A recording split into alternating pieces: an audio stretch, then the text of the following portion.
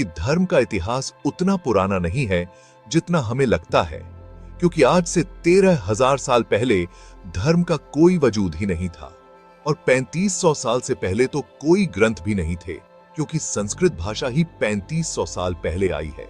और धर्म की इस इवोल्यूशन को गहराई से समझने के लिए हमें इंसान की इवोल्यूशन को भी समझना पड़ेगा। आइए देखते हैं इस वीडियो में।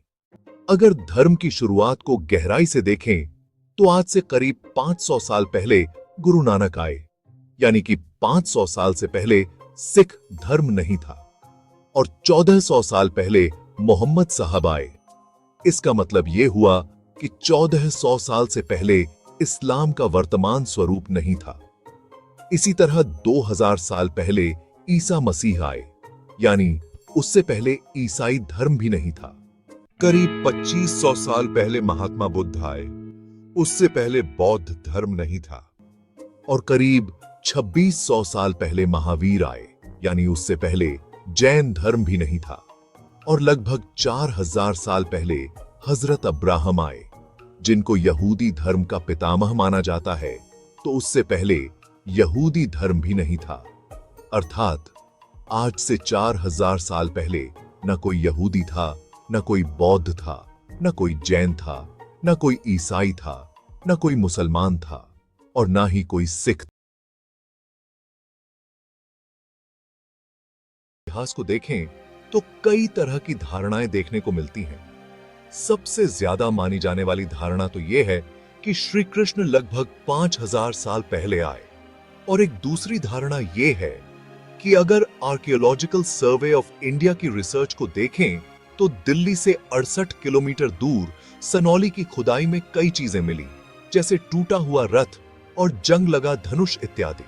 इन खोजों के आधार पर यह अनुमान लगाया गया कि महाभारत का युद्ध अगर हुआ है तो करीब 1500 ईसा पूर्व, यानी आज से लगभग 3500 साल पहले हुआ हो सकता है। और एक धारणा यह भी है कि श्री कृष्ण महाभारत के महानायक के रूप में एक काल्पनिक पात्र हैं। तो इन सभी धारणाओं को देखते हुए ऐसा माना जा सकता है कि श्री कृष्ण अगर हुए हैं तो उनका जन्म काल आज से लगभग 3500 से 5000 साल के बीच हो सकता है। अब अगर और पीछे चलें और श्री राम के इतिहास को देखें तो उनके बारे में भी कई धारणाएं प्रचलित हैं। पहली धारणा तो यह है कि पुराणों और ज्योतिष गणना के आधार पर उनका जन्म काल लगभग 7000 साल के आसपास माना जाता है। जैसे प्लैनेटेरियम सॉफ्टवेयर में जब श्री राम के जन्म के नक्षत्र डाले गए तो उनका जन्म 5114 ईसा पूर्व, यानी आज से करीब 7114 साल पहले दर्शाया गया। और दूसरी धारणा रावण के इतिहास से जुड़ी है, क्योंकि रावण भी राम कथा के एक महत्वपूर्ण पात्र हैं। और श्रीलंका के इतिहास में रावण को लेकर भी दो धारणाएं हैं। एक तो ये कि रावण एक विद्वान राजा थे जिन्होंने 2554 से 2517 ईसा पूर्व तक 37 साल राज किया है। और दूसरी ये कि रावण रामायण के केवल एक काल्पनिक पात्र हैं। अब इन सभी धारणाओं को देखते हुए ऐसा माना जा सकता है कि श्री राम अगर हुए हैं तो उनका जन्म काल आज से लगभग 4500 से 7000 साल के बीच हो सकता है। और अब अगर वेदों की बात करें तो वेद शुरुआत में तो श्रुतियों और स्मृतियों पर ही आधारित थे।